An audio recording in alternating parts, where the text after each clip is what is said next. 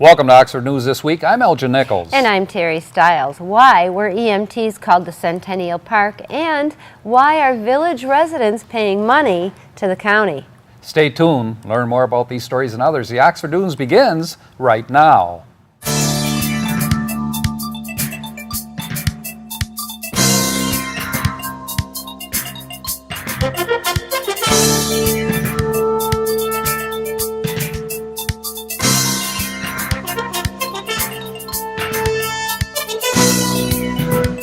A 71-year-old Ortonville man was found dead on a bench in downtown Oxford Centennial Park.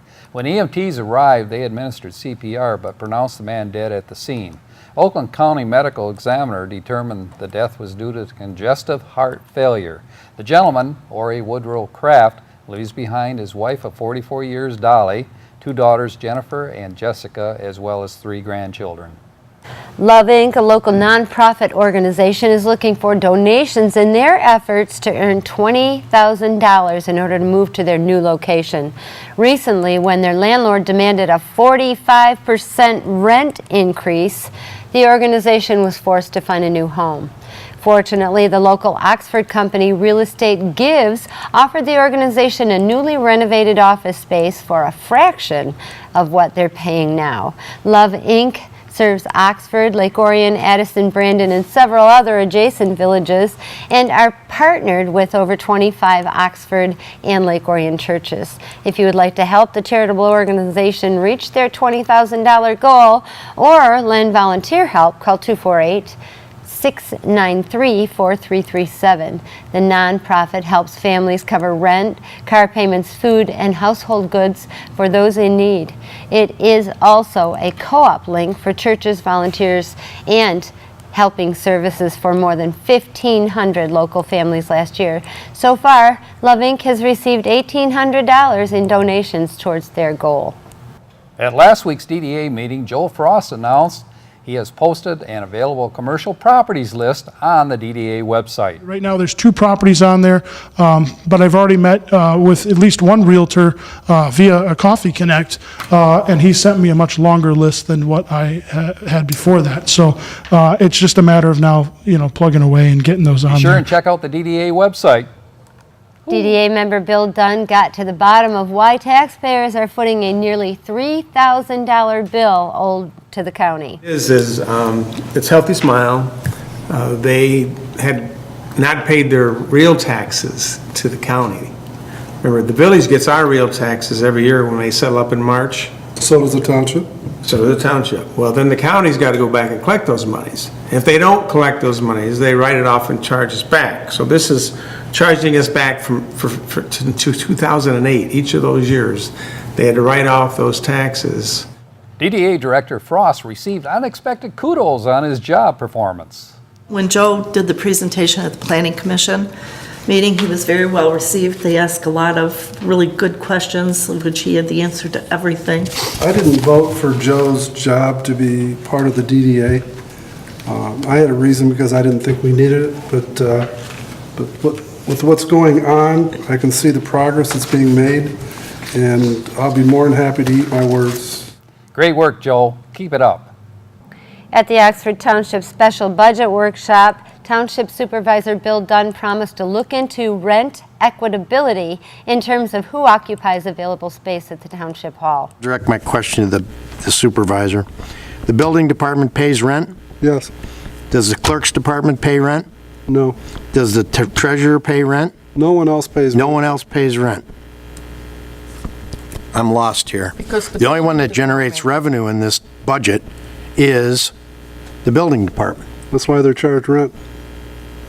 So everybody else gets scot-free. But we have to look at, Jack, we have to look if it's general fund or they're different funds. Mm-hmm. So we have to take a look at that too. Well, I am thinking about it, and that's what I'm coming up with. If we're paying everybody else is out of the general fund, and we're paying the building department out of building permit fees, why is it not equal? We could lower our building permit fees. In a motion by Trustee Buck Kreiderman, the Sheriff Department will start paying rent. I'd like to make a motion. Is this going to have to be a rather long, drawn-out motion to do? I can just have Joe do it for $30,000 a year. but we gotta come to an agreement. That's what we're making a motion, as to who we're for an agreement or And that not. motion is like, do 4 of us agree with 30? I do. I do. Is there a fourth? There's your 30. I do. I do. Let's move To on. show how your mills are being spent, Chief Schultz allowed our cameras into the new wing of the Fire Station Number 1. On the 4th is our annual fire prevention open house that we have every single year, which is the beginning of Fire Prevention Week. This year, the exciting part about it is that we are also going to be able to show everybody our grand opening of our new addition to Station 1 here in the village that we've been working on all this year. This is getting us living quarters. We're going to have a kitchen that we'll be able to have, a day room for the guys to actually have room to actually sit at the kitchen table and eat, bunk or chairs to be able to watch TV. We'll have bunk rooms in here to be able to sleep 4 men, and bunk room to sleep 2 women, and captain's office. We will also have a basement underneath this entire facility that we'll be able to have for a workout facility so the guys can keep in good physical condition, and then we'll also have secure storage we'll be able to use. Oakland County Sheriff deputies were sent to Koenig Gravel Company because several vehicles owned by the Precision Line pipeline company were vandalized. Police found broken windows, flat tires, and profanity written on the vehicles. Within the investigation, however, police were able to come up with one potential suspect. The case remains open. A summons was issued for a resident living on Davison Street in the village of Oxford. The man living at that address had 3 outstanding arrest warrants. When police arrived at the home, the subject greeted them at the door, and without incident, he was arrested, advised of his rights, and taken to the Oakland County Jail for further processing. Well, he had a happy weekend, didn't he? Oh boy, bad day for him. Well, you know, you just kind of have to take care of your business, and that won't happen. Yes, you do. Saw a good thing on the internet with an ex-con who was holding his phone and he was doing kind of a selfie, and he's talking about he got himself in trouble. He's the one that, you know, he didn't get beat up by the police because when the police said, "You're arrested," I said, "Yes, sir." It was really interesting, accountability. Oh, so he didn't cause a fracas, so No, that he didn't get carried away. He didn't get beat up. He didn't get shot. He didn't have to shoot a police officer or Yeah. anything. Well, you know, I just got back from vacation. One thing that I've noticed, it is fall. And up in Traverse City, up through the Gaylord area, trees are starting to change color. Yeah, they are. And you notice another thing, leaves are falling all over the lawn. Oh, they sure are. So anyway, I think it's an indicator that those that have snowmobiles too, That too. snow blowers, everything that go out, along with yeah. it, need to probably get them all set because, you know, before Yeah. long. It's coming. I hate it. That's why I wore a Hawaiian shirt in honor of this week being so warm, and next week it's not going to be so. So that's it for Oxford News this week. If you want to learn more about these stories and others, stop by your local store and pick up a copy of the Oxford Leader newspaper, or better yet, catch us right here at OCTV, Charter Channel 191 and AT&T Channel 99. And coming up next on OCTV, Oxford Sports with Jamie Hughes, and catch Oxford School News with John Ochins. And join Dave Kenny in Auto Talk and Science in the News. I'm Terry Stiles, and this is Oxford News This Week, where your news is closer to home. And I'm Elgin Nichols. Remember, always be kind to your friends and neighbors, and thanks for watching. Welcome to Science in the News. I'm Dave Kenny, and these stories are taken from the publication New Scientist. Well, hygiene obsessives, your worst fears have been confirmed. Everybody walks around enveloped in an airborne cloud of bacteria, a bit like the Peanuts character Pigpen, and some of the bugs come from our most intimate nooks and crannies. You are standing in another person's microbial cloud the moment you shake hands, says James Meadow of the University of Oregon in Eugene. Our bodies are home to an estimated 100 trillion bacteria, viruses, and fungi.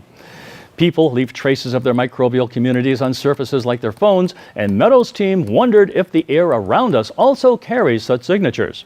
They asked people to sit still in a small sterile room and took samples from the air 1 meter away and from the floor to catch falling bacteria.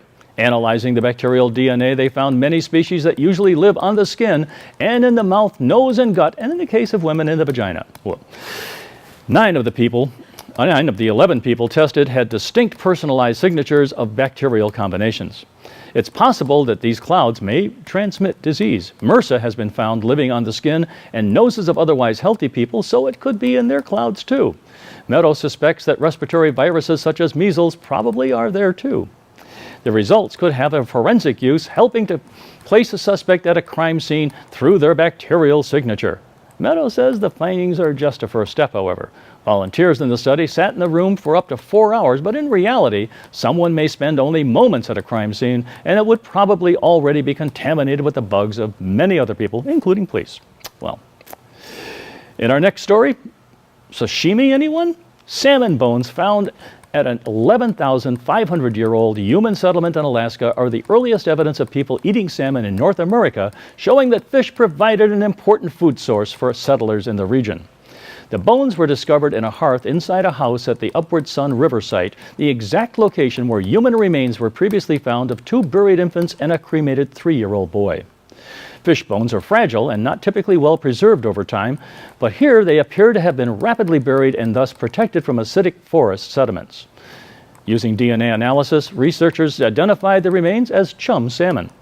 An examination of carbon and nitrogen isotopes showed that they had migrated upriver from the sea. During the last ice age, Alaska was connected to modern Russia by a land bridge that remained largely ice-free. The inhabitants of this region, known as Beringia, went on to colonize North America when the climate warmed starting about 16,000 years ago. Karen Halfman at the University of Alaska Fairbanks said the findings add to growing evidence that counters the view of early North American settlers as specialized big game hunters.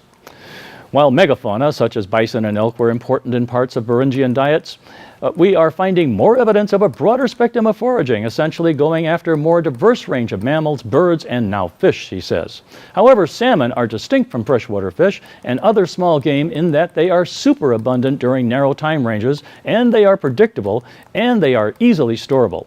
This likely affected human adaptive behaviors such as seasonal use of the landscape. There are few clues about how they caught their fish, but nets, fish hooks, and spears are all possibilities. Their cooking methods are similarly obscure, but could have involved steaming and roasting. Michael Richards of the University of British Columbia in Vancouver says the study shows that salmon was an important food source from the very beginning of human settlement in the region. It also helps us to understand how people were able to survive the migration across Beringia, he adds. When you move into a new environment, it is important to be able to use your existing technology and skills to obtain food, says Richards. If you could use that same fishing technology and similar species to what you used in the place where you migrated from, that would provide a stable and accessible food and a good migration. Well, that's all for this edition of Science in the News. I'm Dave Kenny. Stay tuned to Oxford Community Television, and we'll be right back.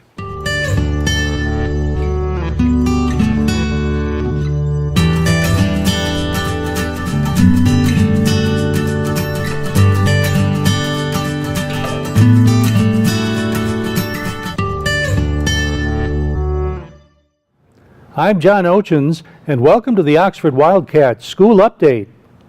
Our school district has a social media policy now. School Marketing Director Matt Johnson explained that they finally followed through on a process that they began early this summer. They encouraged the use of social media, but with a warning. The laws and courts say the schools can discipline staff, students, and parents or volunteers if their speech or online postings disrupt school operations. Johnson says we have to remember that what folks put up there is a reflection on the entire district and is subject to the district's acceptable use policy.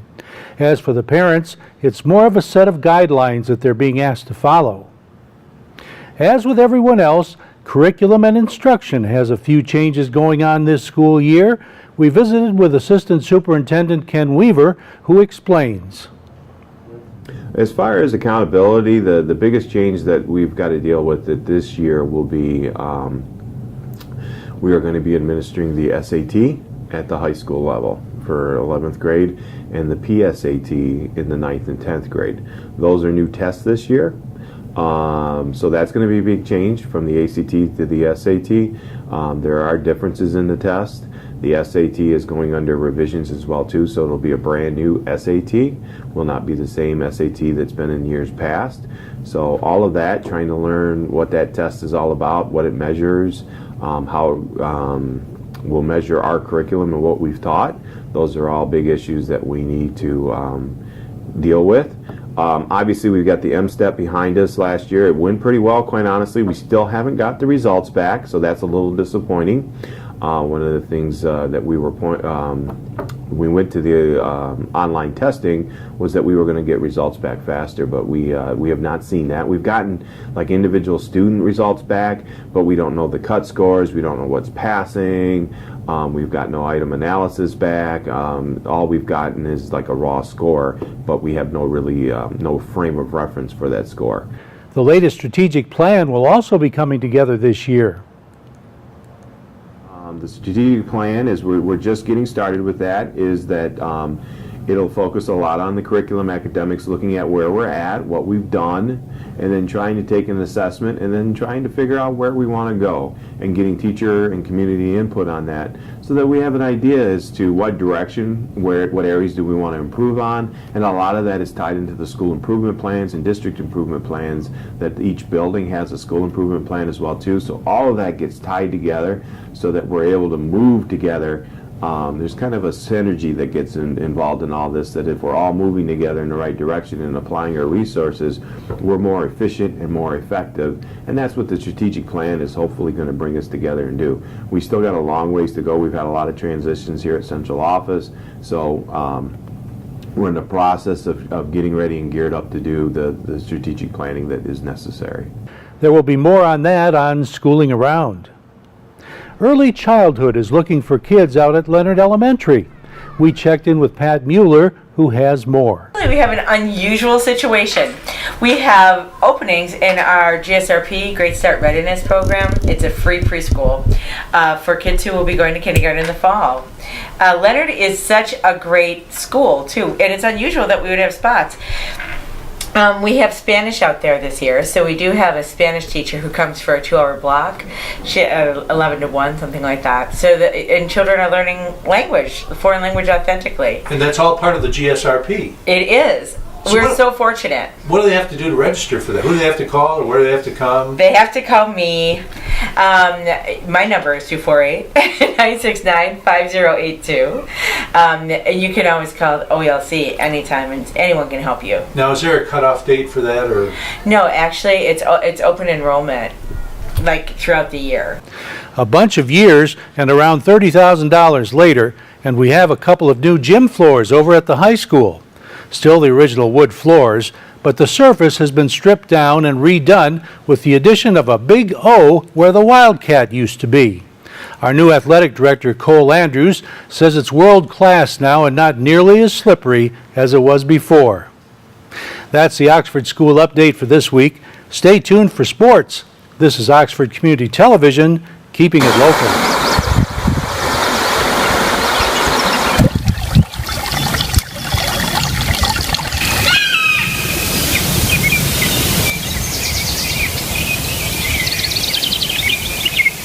Back with you on Oxford News this week. Time for Oxford Sports. The 00 Trophy is back in Dragon Claws after Lake Orion stopped Oxford 36-0 last week to hand the Wildcats their third loss of the season and their third shutout loss. The trophy each year goes to the team that wins the rivalry. The Wildcats won last season. The loss dropped Oxford to 1-3 overall. This Friday they travel to Clarkson, and they still have yet to face undefeated West Bloomfield coming up. On Friday, Lake Orion used the same kind of offense that Oxford has supported for years, a relentless ground attack. Their leading rusher, Keith Fields, accumulated 233 yards and scored 3 touchdowns. Oxford had 234 total yards of offense for the game. Oxford difficulties are summed up by Coach Bud Rowley. He said they're not making the big play. Oxford said Lake Orion played well, or Bud Rowley said Lake Orion played well. His Wildcats have played defense very well this season, but the offense isn't able to capitalize when they find themselves near the end zone. Part of that Oxford football program still grows on. Mitchell Tilley, a 2014 graduate of Oxford High School, scored the winning touchdown for his college this past Saturday. Tilley, who plays for Lake Erie College, scored on an overtime at a 22-yard run-in to give his team a 34-33 victory over Walsh University. Both schools are part of the Great Lakes Intercollegiate Athletic Conference. Congratulations to him, and of course, a former Wildcat. Wildcat Booters brought their overall record to 5-2-3 after 2 tough losses last week. Oxford started their week off with a 5-1 loss to Bloomfield Hills. The Blackhawks scored within the first minute of the game and then knocked down 2 more within 10. making the 3 unanswered goals in the first half. The Wildcats will travel down M24 to face the Lake Orion Dragons. We'll have the results on, of course, next week's broadcast. The girls' swim team dipped into the pool 2-1 after losing to Farmington. Despite the loss, head coach Jackie Rank said she was still proud of her swimmers. The Farmington team had more depth and was tougher, but that was something that they can all work on. All the girls see now that they must work harder to match up with teams like Farmington. We have more rough meets ahead of us.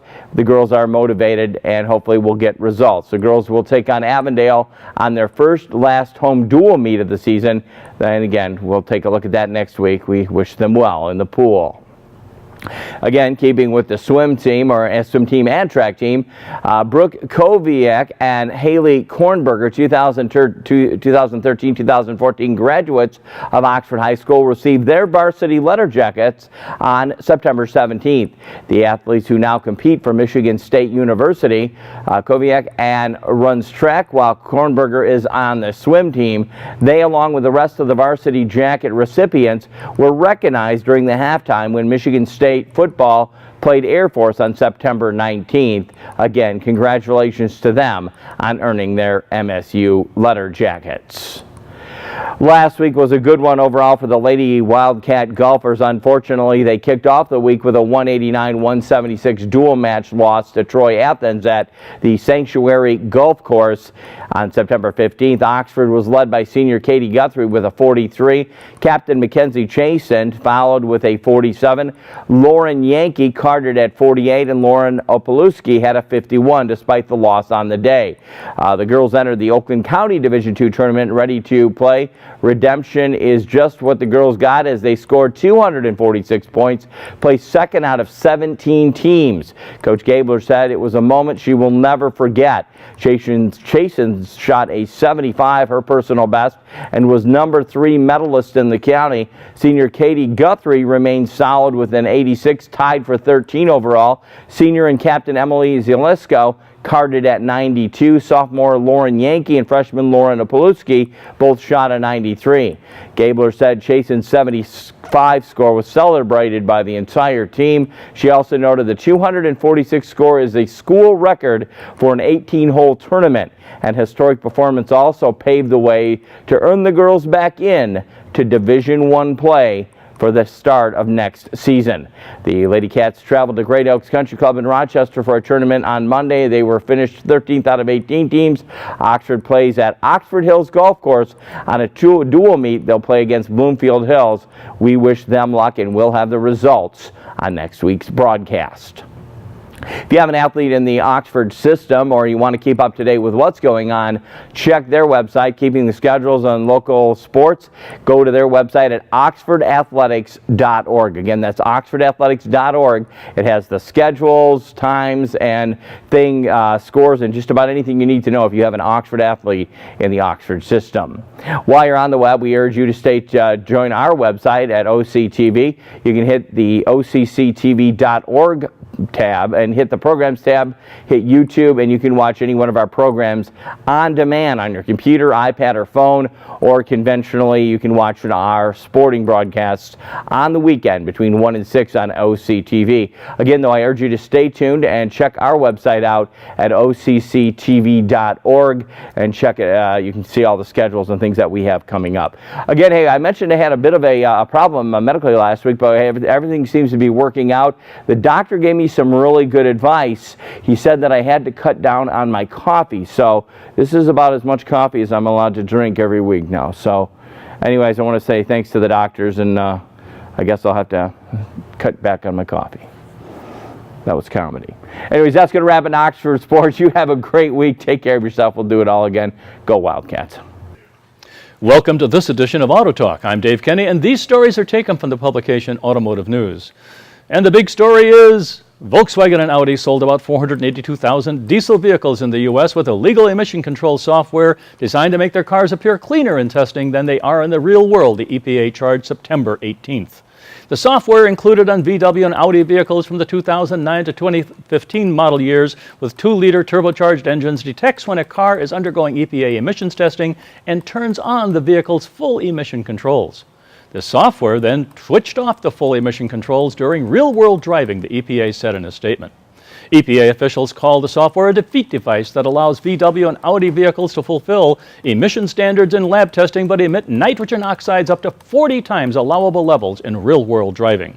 These violations are very serious, not only because illegal defeat devices result in excess emissions many times the allowable standard, but also because VW concealed the facts from the EPA, the state of California, and consumers. Cynthia Giles, assistant administrator for the EPA's Office of Enforcement and Compliance Assurance, said in a conference call.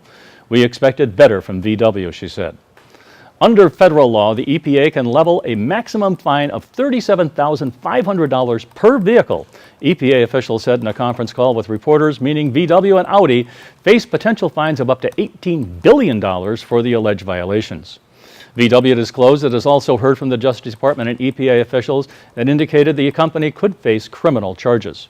VW, in a statement, said it is cooperating with the investigation, but is unable to comment further on the EPA's findings and allegations. Janet McCabe, acting assistant administrator for the EPA's Office of Air and Radiation, said the agency will hold VW responsible for recalling the vehicles to reduce emissions, but said no recall order was issued as part of the announcement. The affected vehicles are 2009 to 2015 model year VW Jetta, Beetle, Golf, and Audi A3s, and 2014 to 2015 model year VW Passats. The alleged violations are a blow to Volkswagen, which was heavily marketed as its wide range of clean diesel cars to stand out from the competition. Now about 11 million Volkswagen vehicles worldwide have diesel engines with software irregularities as the scandal that started in the U.S. widens. The automaker plans to set aside 6.5 billion euros, that's about $7.3 billion, in the third quarter to cover the cost of addressing the issue. The amount of provisions it needs could still change as the investigation continues, VW said. Earnings targets for the group for 2015 will be adjusted accordingly, VW said, without providing details. It said the provisions it was setting aside were to cover service measures resulting from emissions scandal, as well as other efforts to win back our trust for our customers, but did not say whether part of the money could go towards potential penalties it may have to pay. Diesel cars with so-called Type EA 189 engines built into about 11 million VW models worldwide have shown a noticeable deviation in emissions level between testing and road use, the company said. Germany, France, South Korea, and Italy were among the companies, or the countries, that is, that said that they would look further into revelations that VW rigged diesel engines vehicles to pass emissions test in the U.S. VW shares plummeted as much as 20% September 22nd after declining 19% on the day before. The stock has dropped 41% this year. And it looks like other heads may roll following CEO Martin Winterkorn's resignation on September 23rd. And we're going to follow that one. And over at General Motors, hours after General Motors agreed to pay $900 million to settle criminal charges related to a bungled recall, Chief Executive Mary Barra said the legal and public relations crisis that has shattered her for nearly 2 years was a catalyst for meaningful change. Now Barra must show investors and consumers that the change at the #1 automaker is real and goes beyond the steps she ordered to attack the engineering and managerial lapses that resulted in GM waiting more than a decade to fix dangerous vehicle defects now linked to 124 deaths. Barra could face new pressure from investors to take more aggressive steps to lift the company's shares. Meanwhile, Sergio Marchionne, CEO of rival Fiat Chrysler Automobiles NV, continues his campaign for a merger of his company and GM, a proposal that Barra and her board have rebuffed. GM executives would rather focus attention on their ambitious plans for launching new vehicles with advanced technology. Product Development Chief Mark Royce, speaking to employees on September 17th, hit that note. "We are going to deliver vehicles with features that astound and amaze people," he said, adding that GM's goal is to be a zero defects company. Barra set up a compensation fund that paid $600 million to ignition switch crash victims, appointed a new safety czar to cut through managerial silos in the engineering organization, shared mountains of documents with federal investigators, and publicly embraced a scathing internal report by Anton Valukas, chairman of the Chicago law firm Jenner & Block, that exposed deep flaws in GM's managerial culture. All that helped GM secure a settlement that was less onerous than many financial analysts had expected. The Justice Department did not charge any individuals and credited GM and the deferred prosecution agreement with terminating wrongdoers. Well, that's all for this edition of Auto Talk. I'm Dave Kenny, as always, may the wind be at your back as you cruise down life's highways. Stay tuned to Oxford Community Television, and we'll be right back.